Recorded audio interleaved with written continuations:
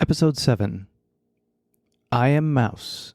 Hear me roar? Back in 6th grade, I had the opportunity to become a beloved grade-changing leader.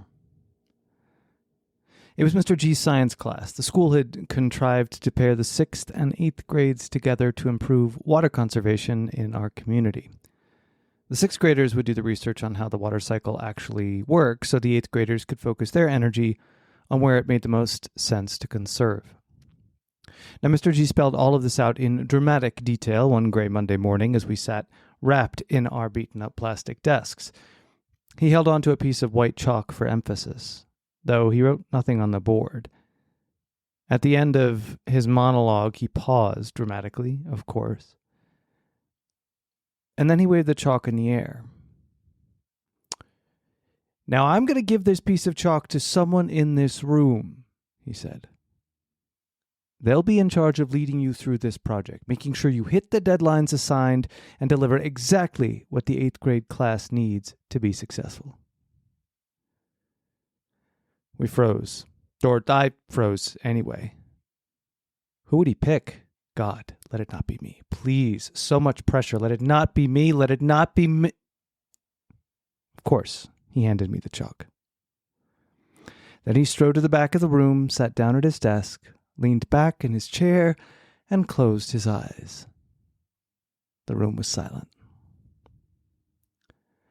I didn't know where to begin, but I know I had to do something, so I stood up and I went to the front of the class.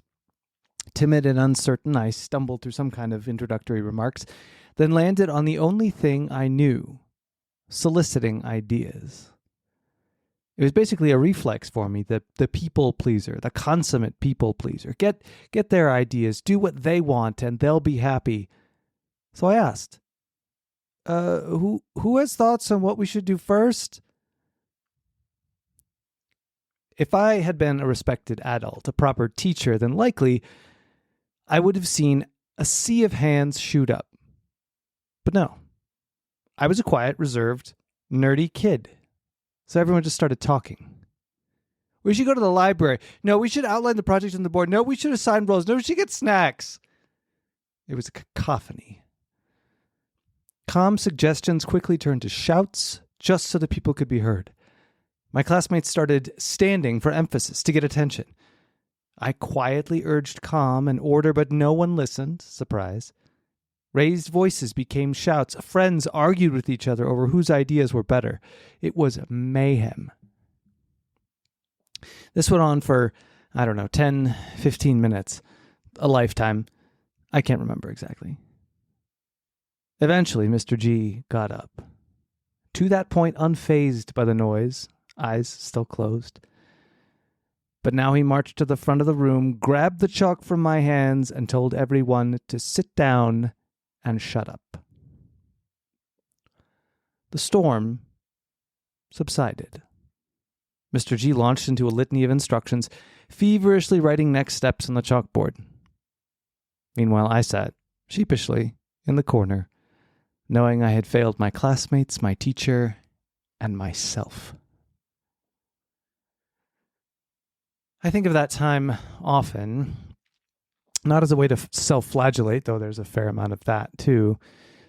I think about it more in the sense of how it can help me in my adulthood. How can I overcome my timidity, my people-pleasing nature to become a respected leader? This has recently come to the fore as I prepare for more leadership roles at work. And I see the need for it, especially in meetings when I'm surrounded by big titled colleagues, the VPs and the SVPs and the EVPs and the GMs. It's an impressive alphabet of accomplishment, often tossed together in one video call. And my approach to these meetings so far has been a default of deference. The higher the title, the more I should simply accept their word is gospel. Do what they say, just find a way to execute. And you know what makes it easy? These folks have strong voices. They have strong opinions, and they're not afraid to voice those opinions.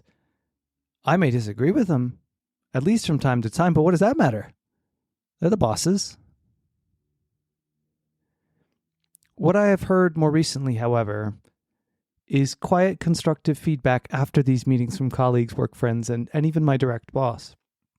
I'll note that this, that, or the other thing that was said during the meeting might be off base, or there's a better way to do it, or I have this suggestion, different approach. And they'll look at me and gently, Chad, well, why didn't you bring that up in the meeting? And in my mind, the response is, what does it matter? Their word, the VPs, the SVPs, their word is law. Don't they simply expect to deliver directives and have them followed? Don't they do this for expediency? They don't have time for back and forth, right? And even if they did, who am I to push back or offer a differing opinion? Mr. G pops up in my mind when these conversations happen. And my takeaway on that day, some 30 years ago now, was that I'm not a leader. I'm a follower. A good one, mind you, a dutiful, loyal one who knows the rules and follows them well. Smart and crafty when he needs to be, but a follower just the same. But that assumption gets a lot of prodding these days. It seems to have a lot of holes in it. That I think too much about hierarchy. That quote-unquote higher-ups have too much to manage to know everything about everything they need to know my on-the-ground perspective. I mean, how else can they make informed decisions? Still, I tend to be meek as a mouse in the company of impressive people. I don't trust myself and my instincts. My boss highlighted that too in a recent meeting. But you share very valuable insights with me, personally, after the fact. So what are you afraid of? It's a good question. I suppose if I'm honest with myself, it's a perfect triumvirate of obstacles. 1, a general lack of confidence. 2, a default to people please. And 3, shadows of failures past. So I started to break this down. Where does that lack of confidence come from? From moments like those in Mr. G's class. It's understandable.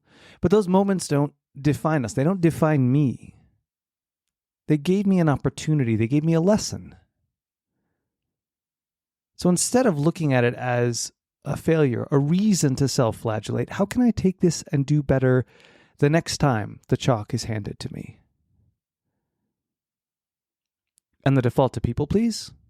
Well, that's fine to some extent for relationships, and relationships are good and important, but I think I need to think outside the moment. The people that I'm aiming to please want the success of a project, of a business. That would make them pleased. So how do you do that?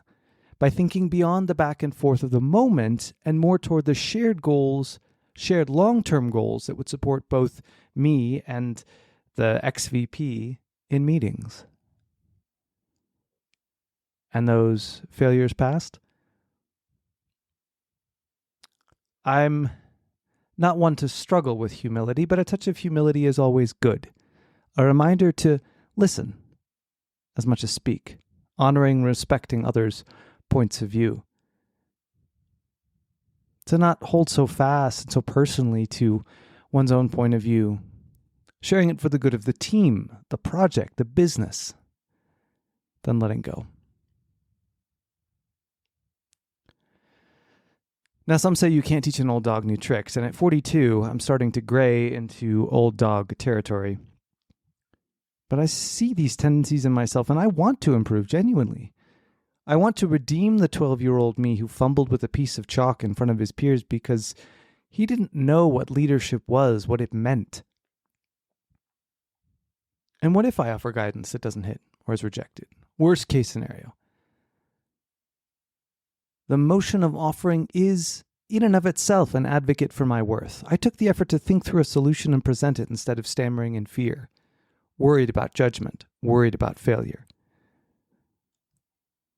I know this sounds like a personal pep talk. It is, a little.